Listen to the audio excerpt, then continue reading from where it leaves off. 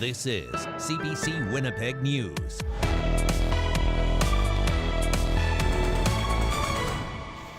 Good evening. Thank you for joining us. The conflict in the Middle East is showing no signs of letting up. Israel has called on 1 million Palestinians living in Gaza to evacuate ahead of an expected ground invasion. While Hamas, which staged a shocking and brutal attack first, is advising Palestinians to stay put.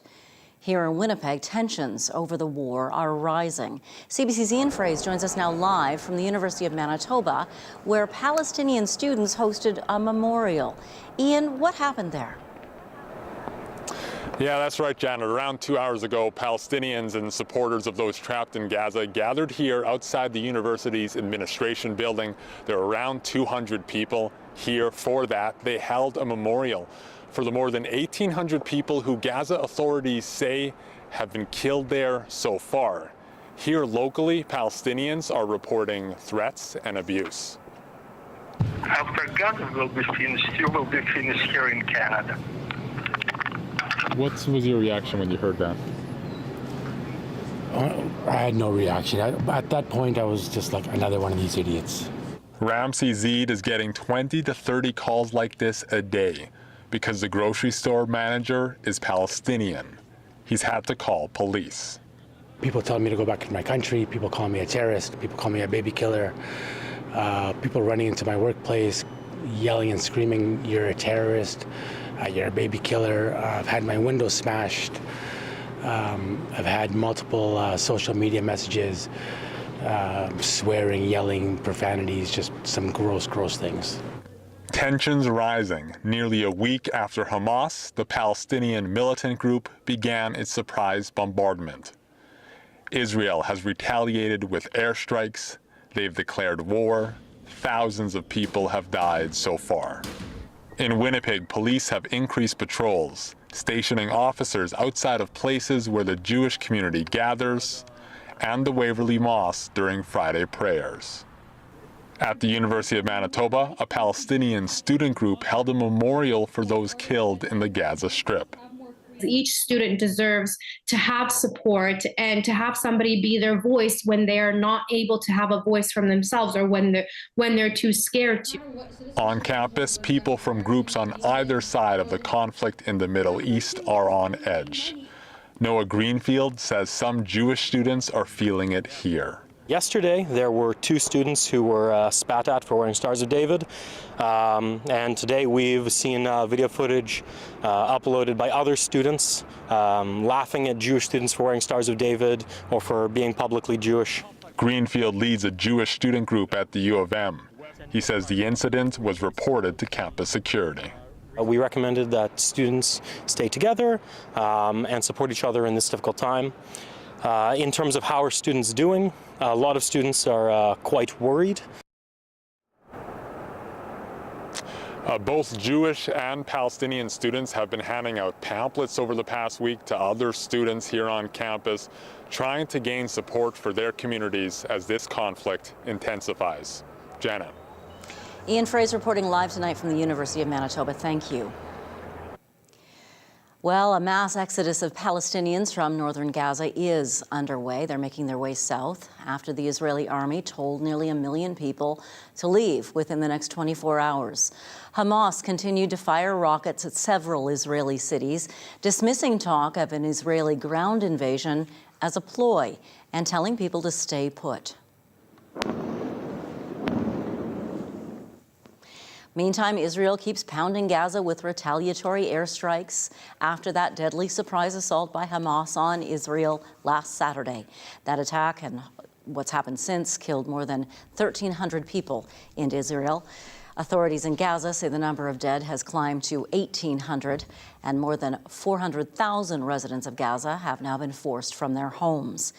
Meantime, the humanitarian situation in Gaza on the ground is worsening under a total Israeli siege. There's no electricity or food.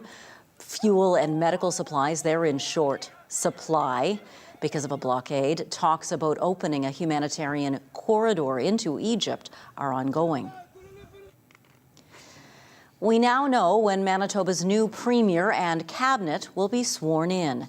Today, Manitoba Premier-designate Wab Kinew announced the swearing-in will happen at the Leaf in Assiniboine Park Wednesday morning. Kinew says his cabinet will reflect the province geographically, culturally, and as a society. He says cabinet's priority will be addressing key issues like healthcare and affordability. The day's event will be described as colorful and tradition-filled, a ceremony that honors the 7 Indigenous nations in Manitoba. Nearly 50 people gathered outside a Main Street hotel today to protest living conditions for tenants. The Manwin Hotel has been the scene of stabbings, assaults, and homicides. The Manitoba government pays rents for some of the people who live in that hotel. As CBC's Josh Crabb reports, advocates feel the building should be held to a higher standard. It's not just about what you guys are seeing, but if you guys can smell what's going on in here, that's the big thing, right? People concerned about the condition of the Manwin Hotel on Main Street walked in the front door. Aside from the pungent smell, people observed dark, dingy hallways, shared washrooms with missing doors, and suites locked from the outside with chains. Victor Mondaka with the Foot Patrol group Sabe Peace Walkers says it's unacceptable. This isn't the way people should be treated. This isn't the way people should be living.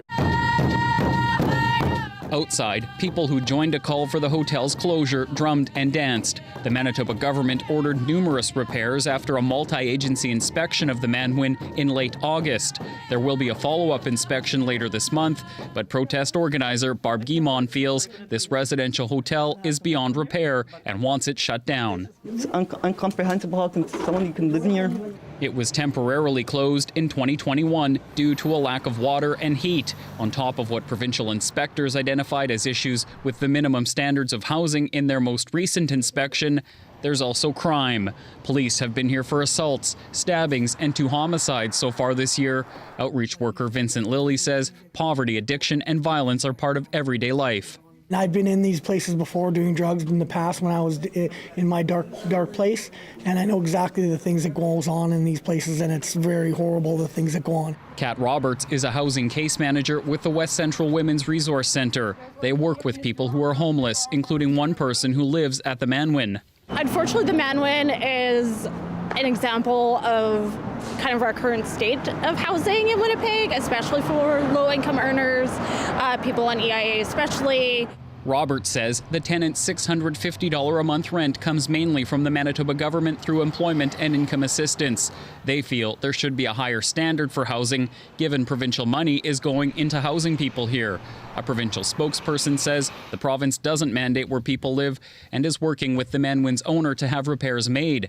They say the province remains committed to supporting people in their choices for housing and will continue to work with the owner of the building to bring it into compliance. The hotel's part owner, Akeem Kambamba, tells CBC people can protest, but he has no plans to shut down the Manwin. Josh Crabb, CBC News, Winnipeg. Manitoba's police watchdog is looking into the case of a male youth who was injured while being arrested. The Independent Investigation Unit says just before 1 Thursday morning, police in the 300 block of Magnus Avenue here in Winnipeg saw 2 young people who may have had a weapon. Those 2 young people ran off. The police caught up with them, but one tried to run away a second time. The IIU says that person suffered an injury when police tried to stop him. He was taken to hospital where it was determined he had a broken leg. The IIU is called in to investigate because this is considered a serious injury involving police. The first shipment of a newly approved COVID-19 vaccine has arrived in Manitoba. Health Canada approved the new vaccination earlier this year. It's especially recommended for those suffering from the effects of long COVID, as well as the elderly and people who are immunocompromised. CBC's Zubina Ahmeds visited some pharmacies who were receiving their shipments. The Exchange District Pharmacy in McDermott Avenue received the first batch of the Moderna Spikevax COVID-19 vaccine today.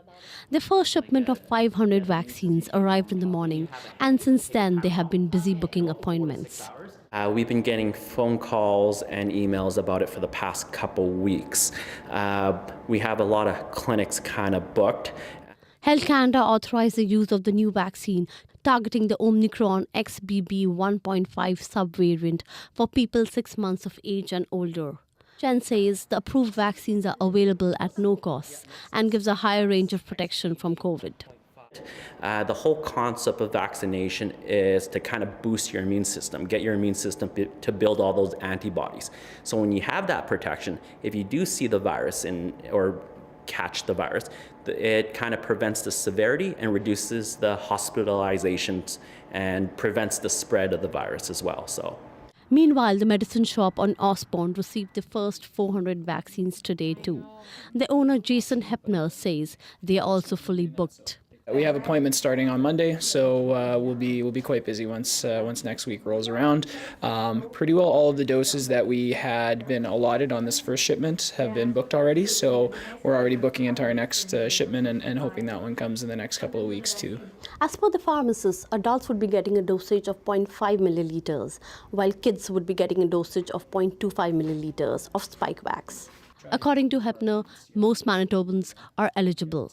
It's available to anybody 6 months and up, provided your last COVID shot was at least 6 months ago and that you haven't had a COVID infection in the last 6 months. According to the pharmacist, more COVID-19 vaccines will continue to arrive over the coming weeks to ensure sufficient supply for all Manitobans. The online vaccine finder at the Manitoba Health website will be updated with new locations and clinic details. Those who are looking to get their vaccines can book directly with a pharmacy or clinic. Use the online booking tool, call 1-844-626-8222 or attend community vaccine clinics. Zabina Ahmed, CBC News, Winnipeg. It has been a record summer wildfire season, and we're in fall. It smolders on. At least 700 fires in Canada are still burning, 10 of them here in Manitoba. Some could burn well into the winter. So after a summer that brought so much destruction, what kind of natural recovery will these lands eventually see? With more on that, here's the CBC's Cameron McIntosh. Almost like throwing a match. That's Parks Canada setting fire on purpose. A controlled burn to protect Manitoba's Riding Mountain National Park from uncontrollable wildfires. I think that most people don't realize just how beautiful natural prairies are. Melanie Robinson is an assistant fire management officer. So this entire field here would have been all black. This is that same field 5 months later. As you can actually see how this was a fire. So we have some of the burnt stuff that's still there. Nature rebounding, rebalancing. Here, new grasses and plants are taking hold. That's one of the biggest benefits of fire is you get to have some of those increases in biodiversity. That helps decrease wildfire risk. And what we're not seeing is a bunch of thatch or dead grass or fuels that would, over time, accumulate. So we burned all that off, and then that provided nutrients for all of these other plants to be able to flush out and grow. Robinson was frontline during this summer's record fire season, helping coordinate the fight against the wood buffalo fire. It burned really hot with a lot of intensity, and it burned really deep within the soil. But once it was out, she saw the same regenerative forces. It didn't look like there was a lot of potential even for things to regrow. I returned, and the whole place was full of fireweed. Very similar to this prescribed fire 4 years ago, burning high in the canopy, leaving this forest stand blackened, but not lifeless. We're seeing all this aspen regen that has come up since the prescribed fire. Changed landscape and habitat. There's all kinds of little holes in there that would have been caused by insects and that. And the woodpeckers come and get their grubs. We're really seeing the regeneration of the natural landscape here. Yeah, and seeing that a landscape can actually thrive and recover and be resilient to fires. Nature will find its way, but amid so much devastation this summer, those regenerative forces will take decades to restore those millions of hectares left scorched and scarred. Cameron McIntosh, CBC News, Riding Mountain National Park.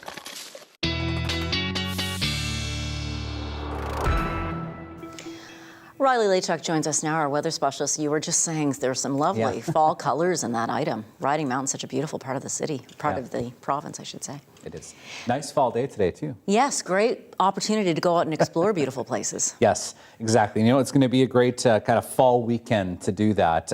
Let's take a look at satellite radar right now. And we've been kind of stuck under this mix of sun and clouds through the day today. So, yeah, and the wind not too much out there either today. So it's been a fairly decent day, I think, across most of Manitoba. Just seeing still some high weather cloud right now. This is associated with an area of low pressure to the Minnesota, South Dakota region that is bringing some rain that will keep us under cloud cover. We'll show you that here in just a second. Across much of Western Canada, yeah, we're on the warm side of things here. 14 in Thompson under the sunshine, 11 in Winnipeg, and a bit cooler back to the west through Saskatchewan and Alberta. A bit warmer out on the west coast. And yeah, we do have some of the warmest air in the country in Manitoba right now, even through southern Ontario on the cool side for this time of the year. 12 in Windsor this afternoon, 12 in Montreal as well. And I was mentioning that area of low pressure to the south. You can see that here, bringing some rain to North and South Dakota, as well as Minnesota and points east. This is what's driving up some of that cloud cover that we've been seeing through the day today. And we'll start to see that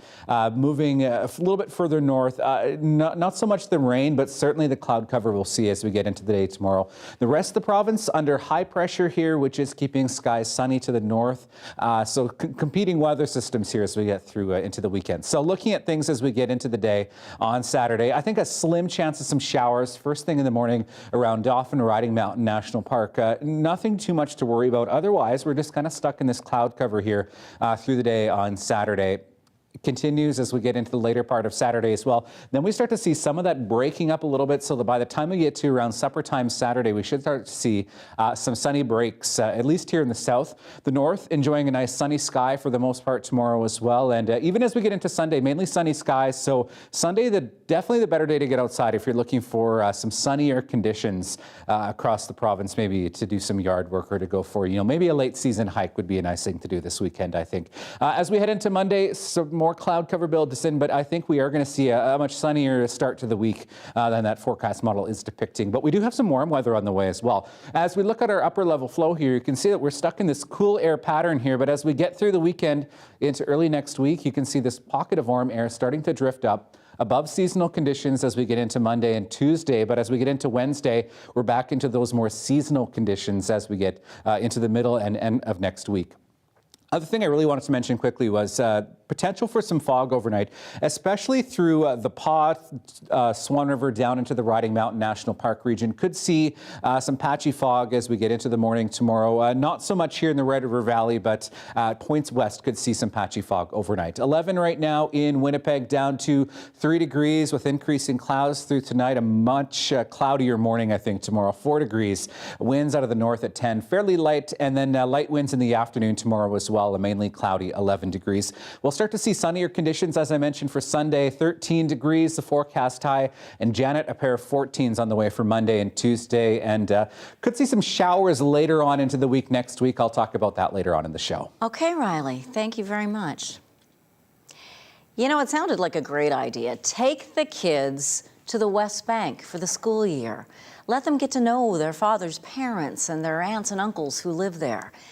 But now that same Winnipeg woman wants desperately to get her 4 children safely back to Canada. And her mother, Jan Courier, says that's not a simple thing to do. When I spoke with Courier this afternoon, I began by asking her how her daughter is holding up. She is my hero right now. She's strong and made of steel, but she is the anxiety is very high for many reasons. I mean, she's a mom who has 4 children. Her husband is now back here, right? He had come home for business. It's hard because she knows that she is going to be able to leave, and we're just not sure when and how. But leaving those loved ones behind and explaining to your 7-year-old, your 9-year-old, and your 4-year-old, also the 21-month-old who doesn't know, and he's the luckiest one out of all of them, what's going on, and explaining it to them in terms where they understand but aren't traumatized. And why can't Grandma and Grandpa and my aunts and uncles and everybody come with us? Yes. Now, Okay, so Canada says Canadians get to Tel Aviv, we've got flights that'll take you out. Right. Explain to us why that's difficult. This is where it gets very complicated. There are two different types of license plates. There's the yellow ones and there's the white ones. The white ones are most Palestinians have, and they can only go to the border. Well, that's not doing you any good to get you to the airport. And then they're at danger. Those that have the yellow ones, it means they can go right in. So I'm still learning about this as well, but I think if you've got the visa, if you work there, you're employed by an Israeli company, then it's a little bit different. They can take you right in.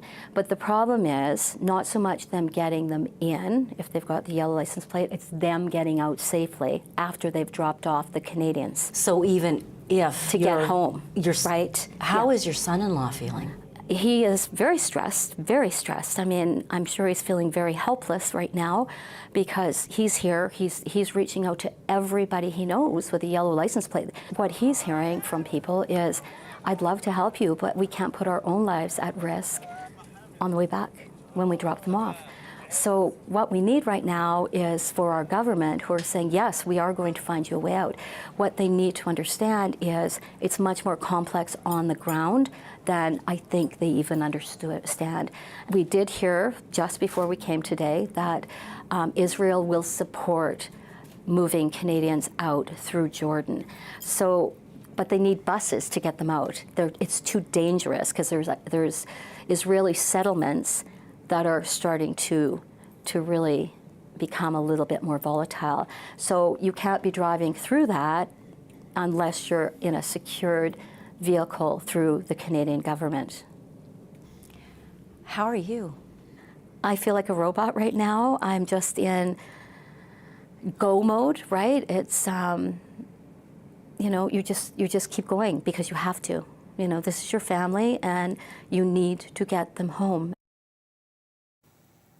Jan Courier says her family has tried nonstop to get through to a federal government helpline, but so far no one has answered. We will bring you more after the break from our reporters on the ground in the conflict zone. Stay with us. You're watching CBC.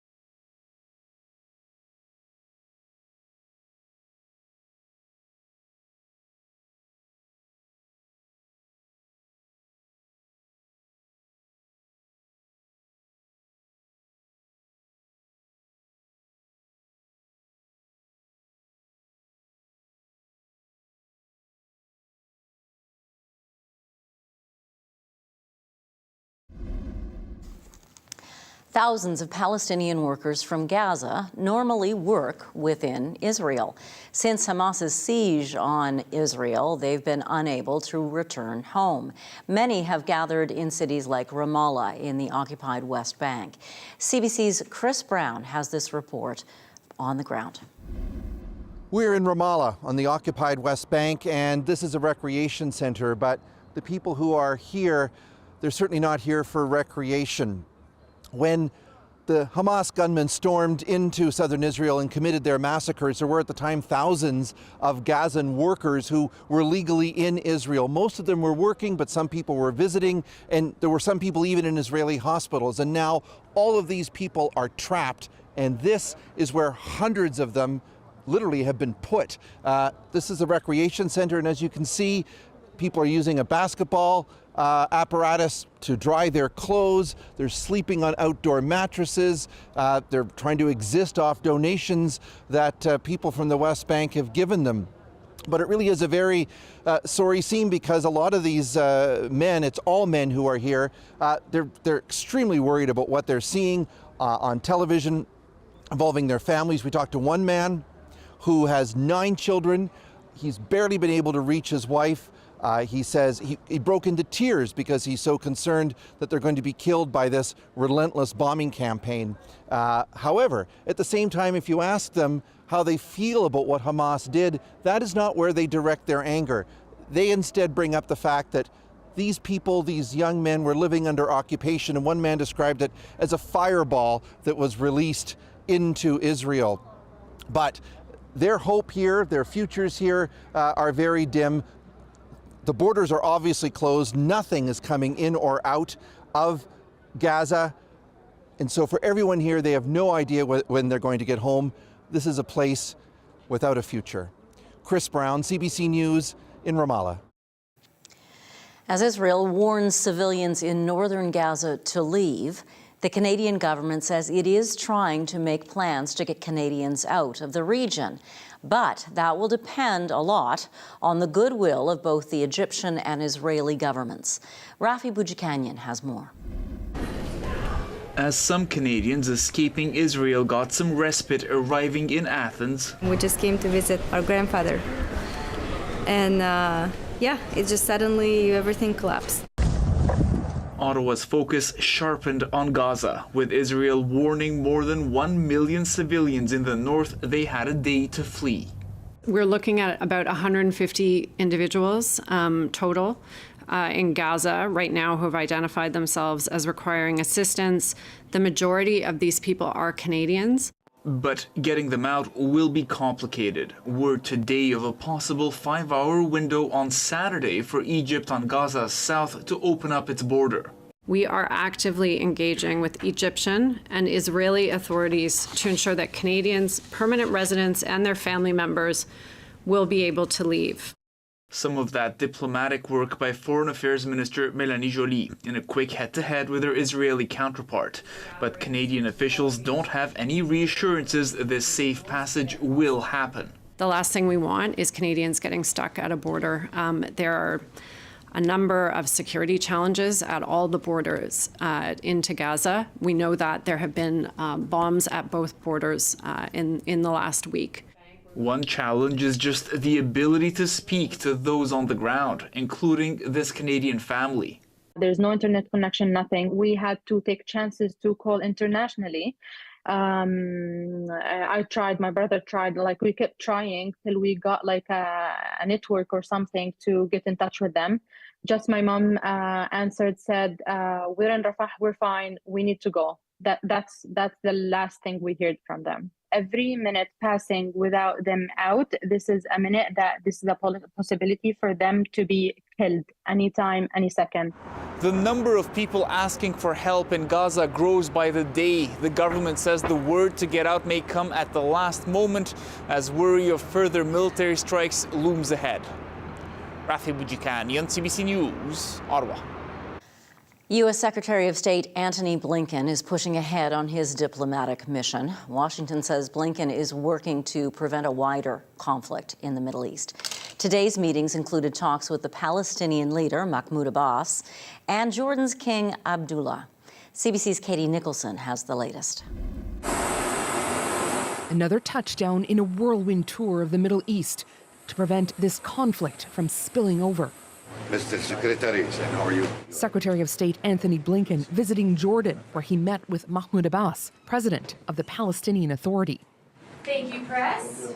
Abbas seizing the moment to emphasize his complete rejection of Israel's plan to displace nearly 1 million people ahead of an expected ground invasion of northern Gaza, where it believes Hamas is deeply embedded. Good to see you. Very good to be here. Then it was onward to Qatar to discuss the difficulties of getting humanitarian aid into Gaza and to reaffirm shared goals.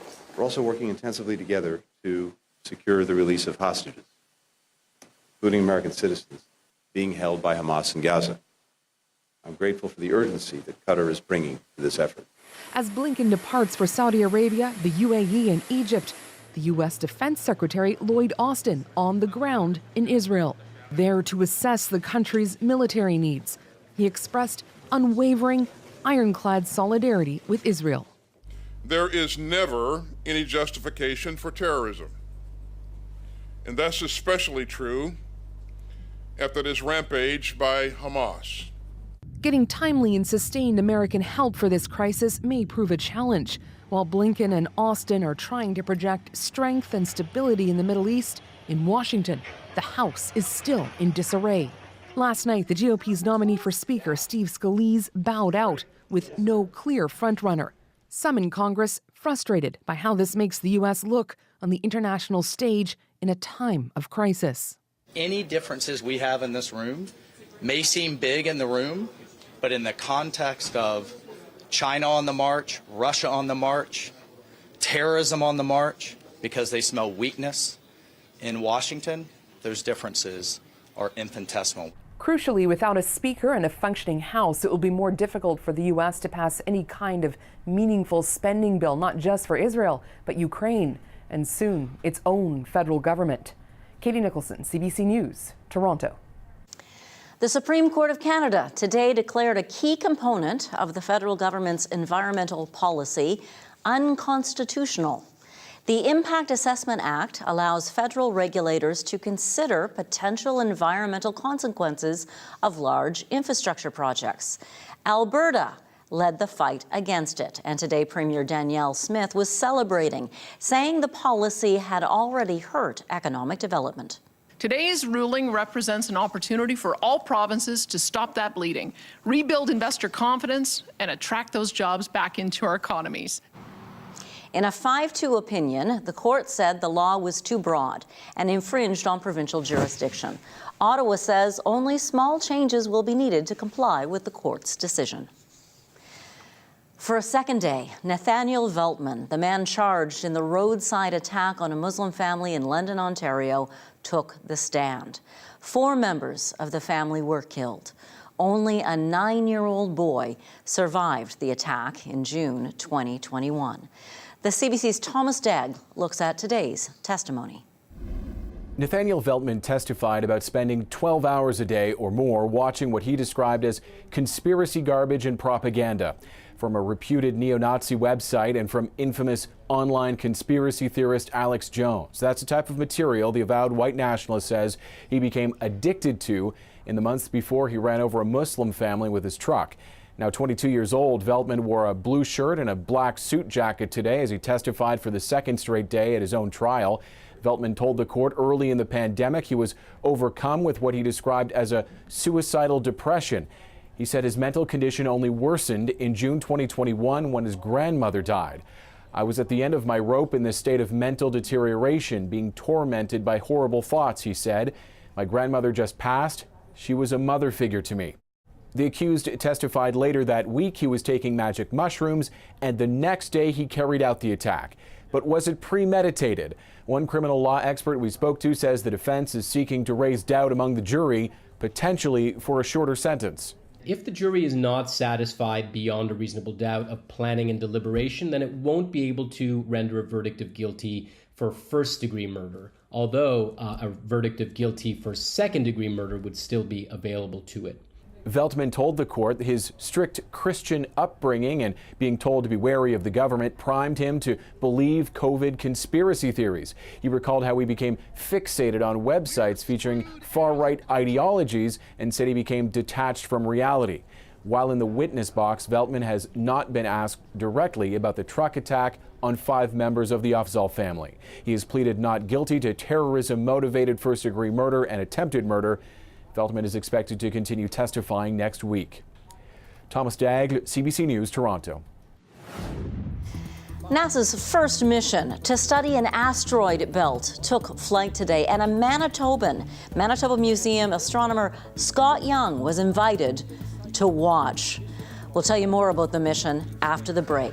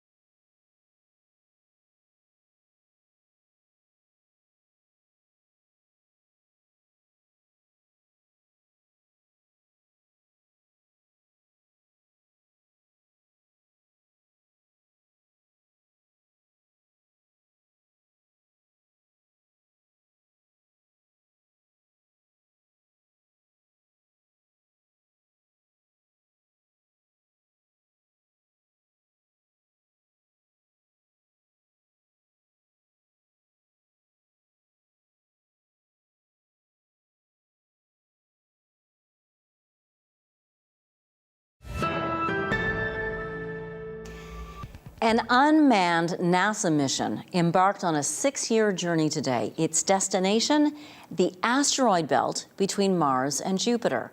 This is so cool. Manitoba Museum astronomer Scott Young was invited there by NASA as a special social media influencer to witness the launch. Scientists hope what's found on this mission will shed light on the Earth's past and offer technical space know-how for the future. The CBC's Nicole Mortellero reports. And liftoff. Against the backdrop of a cloudy sky, NASA's Psyche spacecraft blasted off on an unprecedented 6-year mission to orbit and study an asteroid called Psyche. Vehicles pitching downrange. We get kind of focused on the big planets, but there's an awful lot more of these smaller objects, and they come in all different flavors and types, and they tell us different parts of the solar system story. NASA has visited asteroids before, but not like this one. It could be the leftover core of a planet, which may tell us more about our own. It's mostly metallic, like this iron meteorite here. Planetary geologist Gordon Osinski is following this mission closely. We've explored icy and rocky worlds literally all over the solar system, but this is the first time we're going to what we call an M-type or metallic asteroid. This mission will also provide data for understanding another future industry, space mining. When it comes to asteroids, we're really interested in a group of elements we call the PGEs. Those are the platinum group elements. We need PGEs for batteries, for solar panels. Well, hurry up! If you think this sounds like an episode of the cult sci-fi show The Expanse, you're not wrong. But space mining startups say the industry won't be science fiction for long. Space mining is definitely going to happen. It is an inevitability. Psyche, for instance, has a exponentially larger amount of precious metals than we can find on our entire planet. Recent estimates put the possible worth of the Psyche asteroid at 10,000 quadrillion US dollars. That's more than Earth's entire economy. This is a future industry that we could own as Canadians. Though mining asteroids may not happen in our lifetime, it's likely we will mine the moon within decades for water to be turned into rocket fuel or resources for future astronauts. In this early prospecting phase of asteroid mining right now, and so this will be an exciting opportunity to answer some of those early questions. Hoping the answers will open the door to a space economy. Nicole Mortellero, CBC News, Toronto.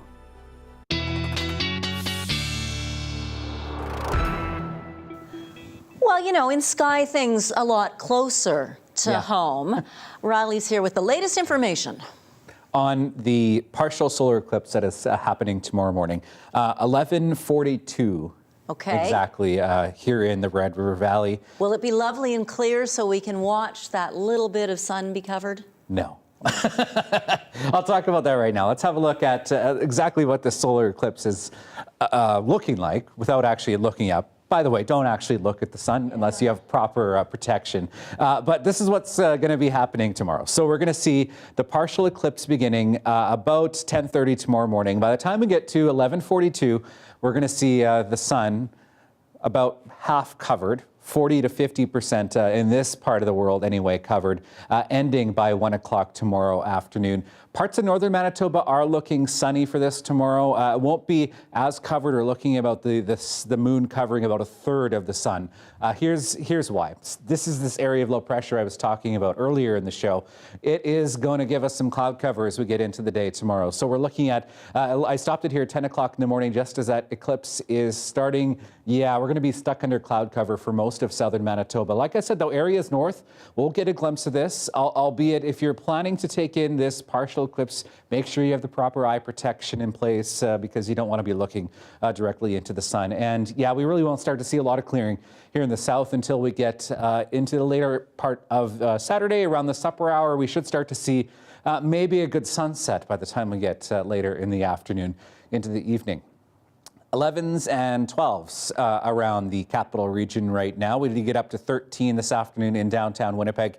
A little bit above seasonal for this time of the year. 11 I should say is our seasonal mark for this time of the year. A bit cooler out to the west right now. 10s in Dauphin and Swan River and northern Manitoba. Also seeing some fairly warm conditions. 14s for Thompson and Gillam, 13 in Churchill. So tonight in northwestern Ontario, we do have a slim chance of showers, I think, especially around Fort Francis Texas, maybe even as far north as Kenora from that area of low pressure. So don't be surprised if we do see some sprinkles in northwestern Ontario. Otherwise, 5s and 6s. Single digits for southeastern Manitoba, mainly cloudy skies tonight. This is where we could see some patchy fog through the Westman region, especially the further north you go. So areas like Dauphin, Swan River, 2s and 4s could see some of that fog into the early morning. Same goes for the Paw, maybe Flin Flon, temperatures around the freezing mark. Tomorrow warming up nicely, 15 under the sunshine in Thompson, 13 in Norway House tomorrow. In the southwest, temperatures barely getting above 10 degrees in the Westman region, 10 in Brandon, as well as in Portage la Prairie, 11 for Morden Winkler tomorrow. And we're looking at fairly seasonal conditions as well for southeastern Manitoba. We'll see some sunny breaks of the afternoon, 11 degrees for the most part across southeastern Manitoba and into northwestern Ontario, mainly cloudy skies. Very slim chance of a shower lingering through Fort Frances and Dryden, and temperatures around 10 degrees tomorrow. But Janet, we do have more sunshine in the forecast. I'll talk about that when I come back. Thank you, Riley. And yes, sunglasses are not good enough for watching the eclipse. Coming up, some of the world's best bat scientists are in Winnipeg for the North American Society for Bat Research. My silly take on a serious situation coming up.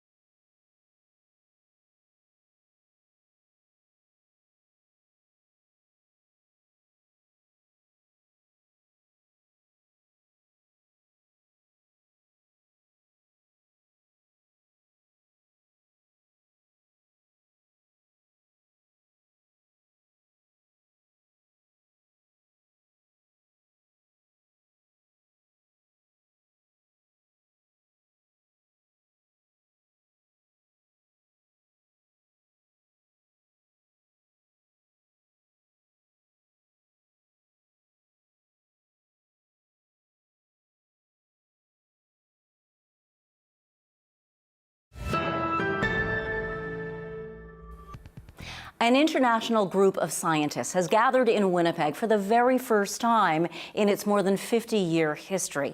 Dr. Craig Willis of the University of Winnipeg's Bat Lab was influential in getting the group here, which led me to wonder, Bat Lab? Winnipeg has a Bat Lab? My head swirled with thoughts of Alfred the butler and hidden high-tech gadgets. Alas, it looks like a normal office. Willis says real bat crusaders, the researchers at this conference, work outside wearing headlamps instead of capes. There's people here from all over the world, lots of folks from the US, many from Mexico, Central America, Southeast Asia. We've got folks from Australia, so all over the place.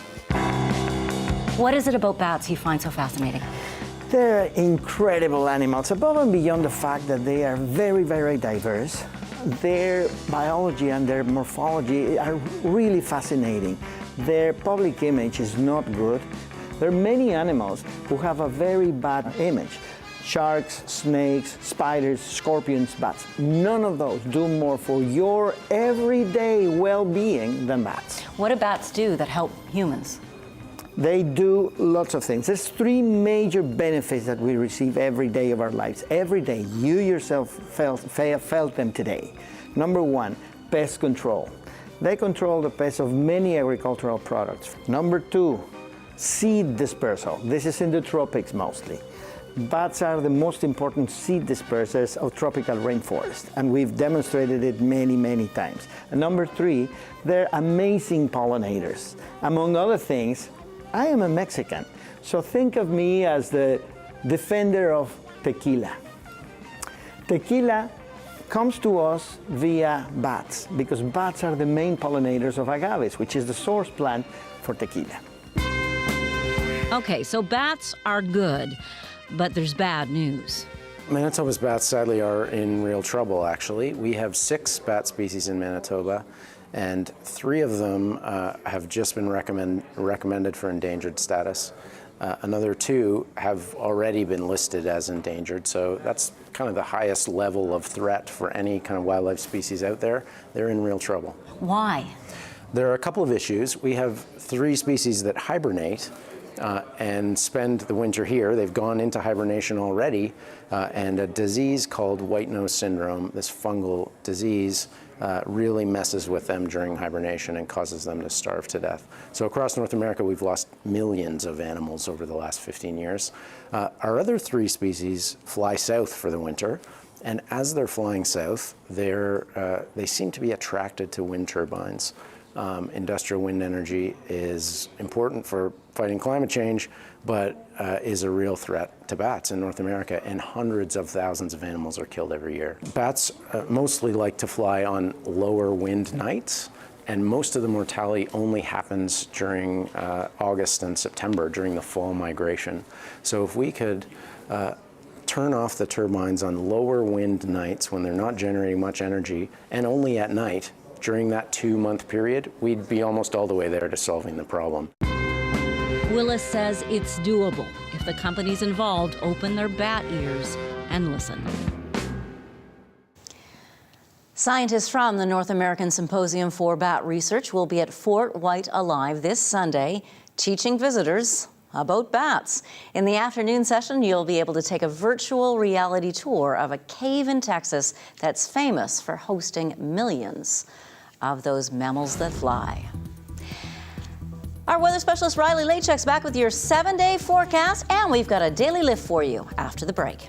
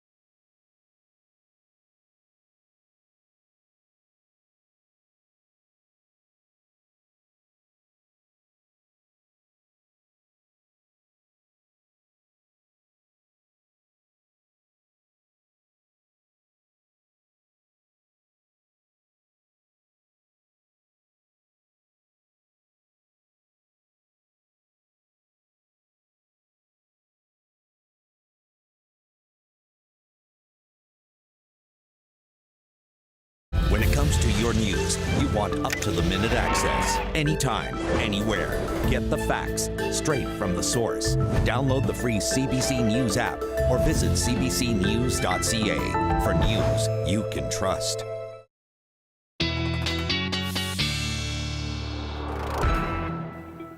Well, here's a look at your 7-day forecast. We're looking at mainly cloudy skies as we get through the day tomorrow. Some sunny breaks as we get into the afternoon. Much sunnier conditions, though, for Sunday and Monday. 13 for Sunday, 14 for both Monday and Tuesday. Chance that we could see some showers as we get through the day on Wednesday. And then Thursday and Friday, we're looking at above seasonal for this time of the year once again. Some cloud cover and some sunshine as well as we get toward the end of next week.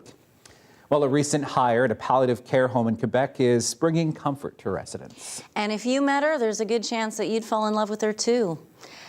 Valeria Corey-Manocchio has your Daily Lift.